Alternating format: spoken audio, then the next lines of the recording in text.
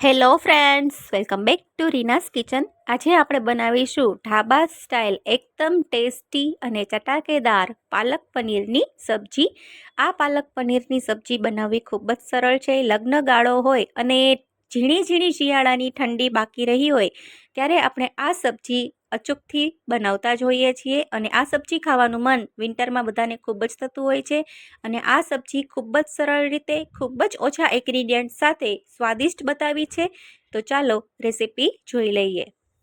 મારી ચેનલને bell icon press કરી સબસ્ક્રાઇબ કરી દેજો નવી રેસીપી જોવા માટે.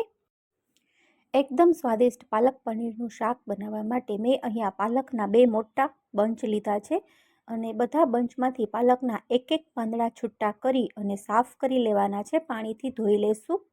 અને પછી હવે આપણે એક મોટા વાસણમાં પાણી ગરમ કરવા મૂકવાનું છે. પાણી સરસ ગરમ થઈ જાય ત્યાર પછી આપણે આ બધા જ પાલકના પાંદડાને ગરમ પાણીમાં એડ કરશું અને 2 થી 3 મિનિટ માટે પાલકના પાંદડાને પાણીમાં આ રીતે આપણે કૂક કરશું. જ્યારે પાંદડા છે એ નરમ થઈ જાય અને આ રીતે ભેગા ભેગા થઈ જાય ત્યાર પછી આપણે ચારણાની મદદથી આ પાંદડા છે એ ગરમ પાણીમાંથી કાઢી લેશું.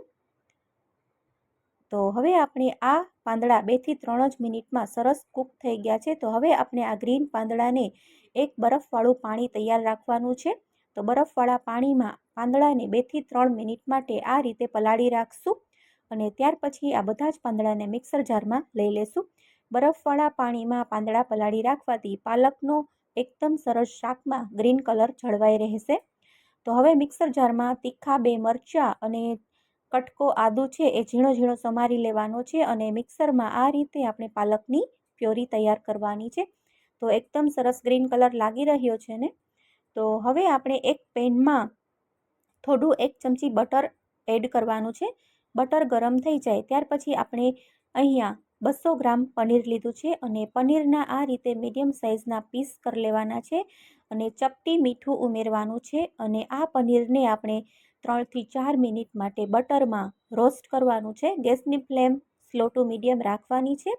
અને 4 થી 5 મિનિટ આપણે રોસ્ટ કરશું. અને થોડી વારે પનીરને પલટાવતા જવાનું છે. એટલે પનીર છે એ બધી સાઈડથી બટરમાં સરસ કોટ થઈ જશે અને પનીર છે બટરની ફ્લેવર સરસ એબ્ઝોર્બ કરી લેશે. તો આ પનીર ખાવામાં ખૂબ જ ટેસ્ટી બની જશે. તો આ પ્રોસેસ જરા પણ સ્કીપ ના કરતા. તો પાલકની પ્યોરી તૈયાર થઈ જાય ત્યાર પછી આપણે પનીરને બટરમાં સરસ રોસ્ટ કરી લેવાનું છે. અને ત્યાર પછી આપણે શાકનો વઘાર કરવાનો છે. તો શાકનો વઘાર કરવા માટે 3 થી 4 મોટી ચમચી ભરીને તેલ ઉમેરવાનું છે. અને ત્યાર પછી આપણે ઝીણું સમારેલું લસણ અથવા તો લસણની પેસ્ટ પણ ઉમેરી શકો છો. અને થોડું આખું જીરું, 2 તમાલપત્ર અને ચપટી હિંગ ઉમેરવાની છે. અને એકદમ સરસ રીતે તેલમાં લસણને સરસ સોતે કરવાનું છે. લસણનો કલર ગોલ્ડન થઈ જાય ત્યાં સુધી આપણે સોતે કરશું. અને ગેસની ફ્લેમ સ્લો ટુ મીડિયમ રાખવાની. ત્યાર પછી 2 ઝીણી સમારેલી ડુંગળી છે એને આપણે કૂક કરવાની છે. એને પણ સોતે કરવાની છે. તો 4 થી 5 મિનિટ માટે ડુંગળીને ગેસની ફ્લેમ સ્લો ટુ મીડિયમ રાખી અને વચ્ચે ચલાવતા જઈ અને સોતે કરવાની છે. ડુંગળીનો કલર પણ ગોલ્ડન થઈ જવો જોઈએ. તો આ રીતે આપણે ડુંગળી સોતે કરવાની. અને ત્યાર પછી ઝીણા સમારેલા ટમેટાં ઉમેરવાના છે. જો તમારે ઝીણા સમારેલા ટમેટાં ના ઉમેરવા હોય તો તમે ટમેટાની પ્યોરી પણ ઉમેરી શકો છો. તો હવે આપણે સ્વાદ પ્રમાણે મીઠું ઉમેરવાનું છે, લાલ મરચું પાવડર ઉમેરવાનું છે, ધાણા જીરું પાવડર, ચપટી હળદર પાવડર, હળદર થોડી ઓછી ઉમેરવાની. બધા જ મસાલા એડ કરી અને શાકને એકદમ સરસ રીતે ગ્રેવીને ચલાવી લેવાની છે. તો ટમેટાને આપણે એકદમ સરસ સોફ્ટ કરવાના છે. તો એના માટે ઢાંકણ ઢાંકી અને 6 થી 7 મિનિટ માટે ટમેટાને સોતે કરશું. તો તમે જોઈ શકો છો કે 6 થી 7 મિનિટમાં ટમેટા એકદમ એકરસ થઈ ગયા છે. તો હવે એમાં ચમચી ભરીને કસૂરી મેથી અને અડધી ચમચી ગરમ મસાલો એડ કરી અને ફરી ચલાવી લેવાનું છે. તમે જોઈ શકો છો કે ડુંગળી અને ટમેટા એકદમ સરસ મેશી થઈ જવા જોઈએ. તો આપણે હવે આ ટાઈમે પાલકની પ્યોરી શાકમાં ઉમેરવાની છે. તો બધી જ પાલક પ્યોરી ઉમેરી દેવાની છે. અને આપણે બધી જ વસ્તુ ગ્રેવી સાથે પ્યોરીને સરસ મિક્સ કરશું. હવે જે મિક્સર જારમાં પાલક પ્યુરી બચેલી છે એમાં આપણે 1 કપ જેટલું પાણી ઉમેરી અને આ રીતે આપણે એડ કરી દેવાનું છે પાણી. 1 કપ જેટલું પાણી અથવા તો 1 ગ્લાસ તમે જે ઘરમાં પાણી માટે યુઝ કરતા હોય 1 ગ્લાસ ભરીને પાણી ઉમેરી દેવાનું છે. હું જ્યારે પણ આ રીતે મિક્સરમાં કાંઈ પેસ્ટ બનાવતી હોય તો એમાં જ પાણી એડ કરી અને શાકમાં એડ કરી દેતી હોઉં છું. તમે એવી રીતે કરો છો કે નહીં એ પણ મને કમેન્ટ સેક્શનમાં જરૂરથી કહેજો. તો ઢાંકણ ઢાંકી અને હવે આપણે આ પાલક પ્યુરીને આપણે કૂક કરવાની છે 8 થી 10 મિનિટ માટે. તો 8 થી 10 મિનિટ દરમિયાન વચ્ચે વચ્ચે આ પાલક પ્યુરીને ચલાવતી રહેવાની છે. જો તમે પાલક પનીરની સબ્જી રાઈસ સાથે ખાવા માંગતા હોય તો તમારે થોડું પાણી વધારે ઉમેરવાનું અને એકદમ ઢીલી પેસ્ટ રાખવાની, અને રોટલી કે પરોઠા સાથે તમારે શાક ખાવાનું હોય તો ઘાટી પેસ્ટ રાખવાની છે.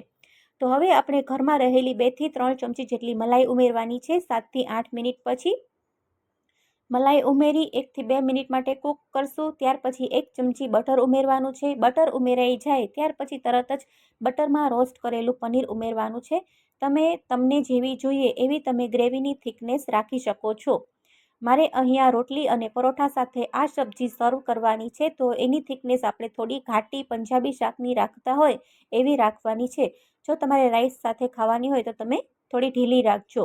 તો હવે આપણે 2 થી 3 ચમચી જેટલું ઘી ગરમ કરવા મૂકશું અને તેમાં સમારેલું લસણ છે એ ઉમેરવાનું છે, અને લસણને ગોલ્ડન કલરનું થાય ત્યાં સુધી આપણે સોતે કરવાનું છે.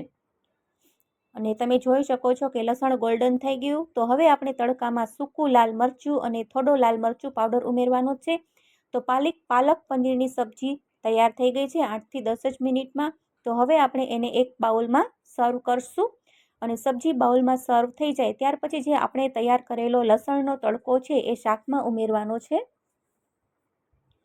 આ રીતે શાકમાં ઉમેરજો. તો આ લસણના તડકાથી શાકનો સ્વાદ એકદમ સરસ વધી જાય છે. શાકનો સ્વાદ અને ફ્લેવર 100 ગણો વધી જાય છે. તો આ તમે જરા પણ સ્કીપ ના કરતા. તો છે ને એકદમ સરળ. તો ફક્ત 15 થી 20 જ મિનિટમાં આ પાલક પનીરનું શાક છે એ તૈયાર થઈ જતું હોય છે, અને ખૂબ જ સ્વાદિષ્ટ બન્યું હતું. તમે ચોક્કસથી ટ્રાય કરજો. જો રેસીપી સારી લાગી હોય તો વિડીયોને લાઇક કરી દેજો, ચેનલને બેલ આઇકન પ્રેસ કરી સબસ્ક્રાઇબ કરી દેજો, અને જો ફેસબુકમાં જોતા હોય તો પેજને ફોલો કરવાનું ભૂલતા નહીં નવી નવી રેસીપી જોવા માટે, અને યુટ્યુબ પર સબસ્ક્રાઇબ કરી દેજો નવી ફરીથી રેસીપી જોવા માટે. તો હું રીના ફરી મળીશ એક નવી ટેસ્ટી, સરળ અને હેલ્ધી અને ઓછા ઇન્ગ્રીડિયન્ટ સાથેની રેસીપી સાથે. Thank you for watching.